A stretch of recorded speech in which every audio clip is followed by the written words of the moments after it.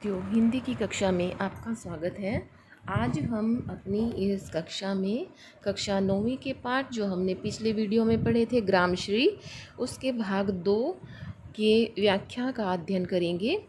तो हमने बेटा अपनी पिछली वीडियो में बसंत ऋतु के आने पर प्रकृति की जो शोभा होती है मनोहारी, उसका वर्णन किया था। अब इसमें हम उसे आगे पढ़ेंगे। पीले पीले मीठे अमरूदों में अब लाल लाल चितियाँ पड़ी, पक गए सुनहले मधुर बेर, अमली से तरों की डाल जड़ी।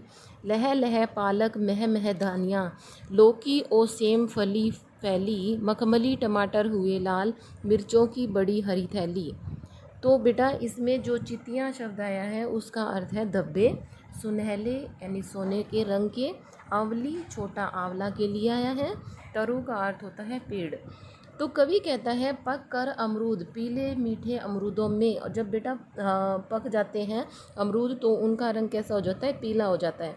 तो पक कर अमरूद जो है वो पीले और मीठे हो गए हैं।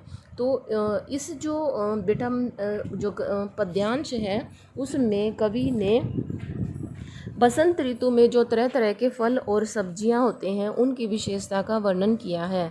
तो पककर अमरूद जो है कहता है पीले और मीठे हो गए हैं और उन पर छोटे छोटे लाल चित्तियाँ यानी उन पर छोटे छोटे लाल धब्बे पड़ गए हैं, जिससे उनकी सुंदरता बहुत ज़्यादा बढ़ गई है।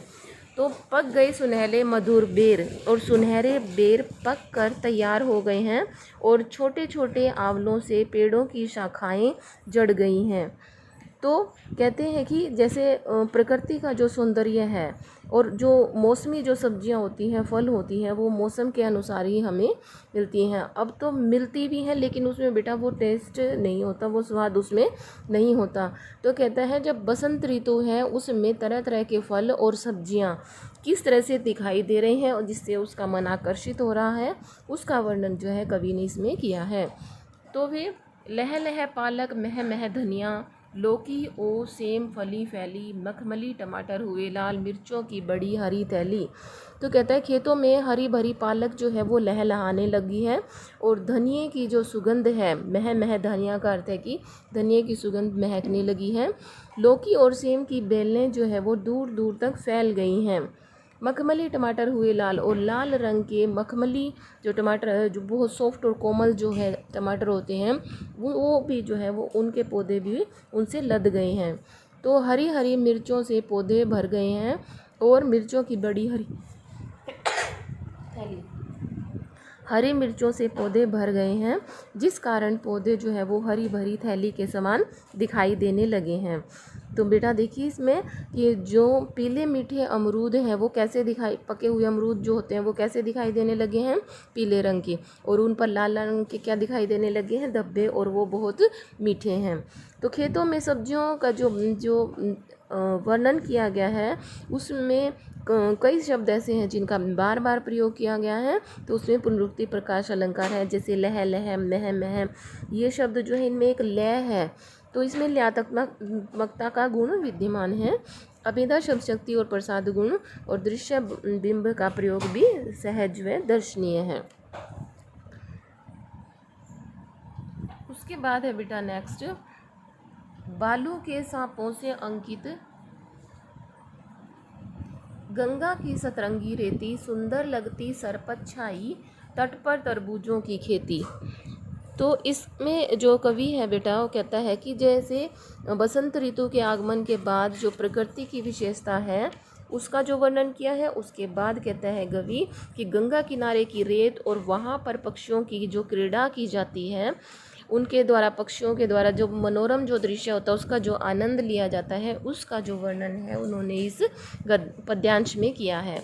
तो कवि कहता है कि बालू के सांपों से अंकित, बालू कहते हैं रेत को, और सरपत कहते हैं बेटा घास पात तिनके जो होते हैं उनको सरपत कहते हैं।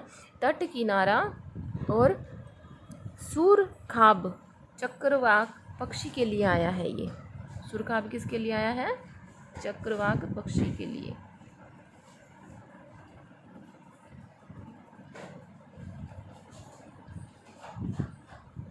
क्या, और सरपत होता है बेटा घास पात तिनके, सरपद का अर्थ क्या होता है? किनके। तो ये बेटा जो वर्ड मीनिंग बताए जाते हैं साथ के साथ आप अपनी नोटबुक में लिख लिया करें। तो गंगा के किनारों पर 7 रंगों में, गंगा के किनारों पर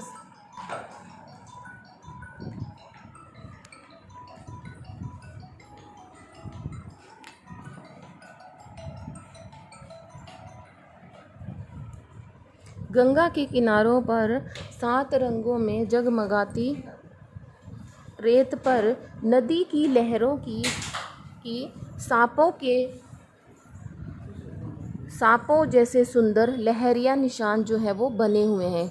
तो गंगा के किनारों पर 7 रंगों में जगमगाती, जो कहते हैं गंगा की सतरंगी रेती, गंगा के किनारों पर 7 रंगों में जगमगाती रेत पर किसका, यानी गंगा की लहरों का, उस नदी की लहरों के सांपों जैसे सुंदर जो है वो किस तरह से लहरिया निशान जो है उस पर बने हुए हैं। और सुंदर लगती सरपत छाई, और वहाँ फैले घास पात और जो तिनके हैं बेटा वो बहुत सुंदर लगते हैं। तट पर तरबूजों की खेती, रेत में तट पर तरबूजों की खेती की हुई है। ठीक है, तरबूजों की खेती जो है कहाँ पर की गई है? उस नदी किनारे जो रेत है उसके किनारे पर। तो अंगुली की कंघी से बगुले कलंगी संवारते हैं कोई, कहते हैं सफ़ेद बगुलों में से कई जो है क्या करते हैं वो अपने पंजों रूपी उंगलियों से कलगी जो है वो संवार रहे हैं। क्या कर रहे हैं? अपने पंजों रूपी उंगलियों से अपनी कलगी को वो संवार रहे हैं, उसको ठीक कर रहे हैं, उसको सुंदर तरीके से पहन रहे हैं। और चक्रवाक जो पक्षी है बेटा वो क्या कर रहा है? कौन सा? सुरखाब। तो चक्रवार पक्षी वो है जल पर तैर रहे हैं, तीरते जल में सुखराब, यानी जो जल है उसमें वो चक्रवाक पक्षी जो है वो जल पर तैर रहे हैं। फिर पुलिन पर मगरोठी रहती सोई, और कहता है कि पुलिया पर मगरोठी जो है वो सोई रहती है। भाव यह कि गंगा किनारे का जो दृश्य है वो बहुत ही ज़्यादा क्या है? आकर्षक है। मगरोठी पुलिया पर जो है वो क्या कर रही है? आराम कर रही है। तो कहते हैं इसमें गंगा किनारे रंग बिरंगी रेत जो है वो दूर दूर फैली हुई है, जिस पर लहरों के बहाव से जो सांप जैसे चिन्ह हैं वो अंकित हो रहे हैं, जो उनके निशान दिखाई दे रहे हैं। और कहते हैं कि उन लहरों के बहाव से घास पात और तिनके न जाने कहाँ कहाँ से बहकर वहाँ इकट्ठे हो गए हैं और जो सुंदर लग रहे हैं। तो कवि कहता है गंगा तट पर जो प्रकृति का दृश्य है वो मन को अपनी ओर आकर्षित करता है, और तरबूजों की खेती है और जो पक्षियों की क्रियाएँ हैं वो जो हमने देखी वो भी कहते हैं सहज रूप से प्रस्तुत हुई हैं। तो इसमें कहते हैं अनुप्रास और स्वाभाविक जो है स्वभावोक्ति अलंकारों का सहज प्रयोग किया गया है। उसके बाद नेक्स्ट है बेटा हसमुख हरियाली हिम आतप सुख से अलसाए से सोए भीगी अंधियाली में निशी की तारक स्वप्नों में से खोए। तो इसमें कहते हैं हिम आतप कहते हैं बेटा सर्दी की धूप। हिम आतप, हिम यानी बर्फ़, और बर्फ़ कब गिरती है? सर्दी में।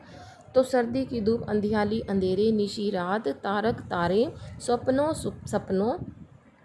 का क्या अर्थ है? सपनों। तो हसमुख हरियाली, इसमें कवि कहता है कि जैसे ही बसंत ऋतु का आगमन होता है तो ग्रामीण जो परिवेश होता है, जैसे गांव में लोग रहते हैं, तो वो जो प्राकृतिक सौंदर्य होता है उसका वर्णन कैसा होता है उसके बारे में कवि ने इस पद्यांश में बताया। तो कवि कहता है कि प्रसन्नता से भरी हसमुख हरियाली जो है वो सर्दी की धूप में किससे? सुख से अलसाई हुई सो रही है। ठीक है, सुख से अलसाई हुई सो, भीगी अंधियाली में निशी की तारक स्वप्नों में से खोई।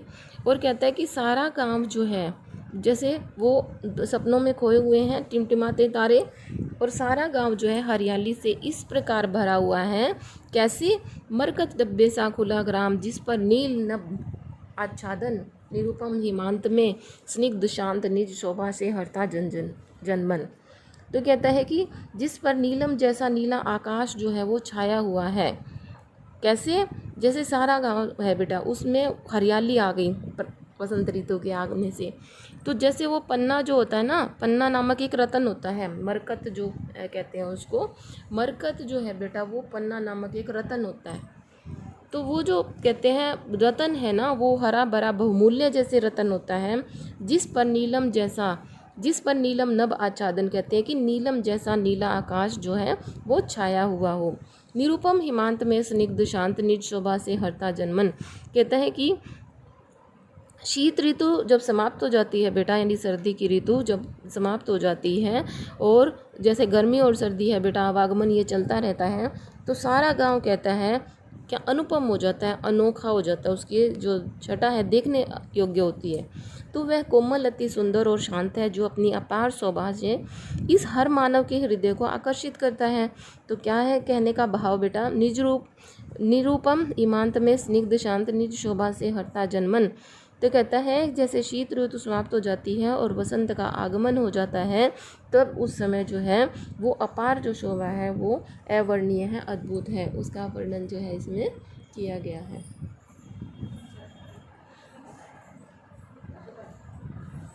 उसका वर्णन जो है इसमें किया गया है। तो बेटा ये जो है इसमें कविता में हमने जो भाग 2 में जो इसके पद्यांश रह गए थे उनकी व्याख्या पढ़ी है। तो इसमें भीगी अंधियाली भी वर्ड आया है और हरियाली को सुख से अलसाई भी कहा गया है। तो कहने का अर्थ है कि जैसे दिन रात सर्दी से ठिठुरते हुए खेतों की हरियाली भी जो है, जैसे एकदम से गर्मी का मौसम आ जाता है तो वो भी अलसाने से लगती है, उसमें भी एक तरह से आलस भर जाता है। तो ओस जब पड़ती है तो कहते हैं तब सर्दी का जो है वो ऋतु शुरू हो जाती है। तो सारा गांव जो है वो कैसे लगता है, मरकत के डिब्बे की तरह लगता है। कवि ने तत्सम शब्दावली का अधिकता से इसमें प्रयोग किया गया है, और गांव के कण कण की शोभा का आधार जो है किसको माना, इसमें प्रकृति को माना गया। तो बेटा ये आपको वीडियो कैसी लगी, अगर अच्छी लगी है तो इसे लाइक और सब्सक्राइब कीजिएगा। धन्यवाद। हम अपनी अगली वीडियो में अगले अध्याय के साथ मिलेंगे।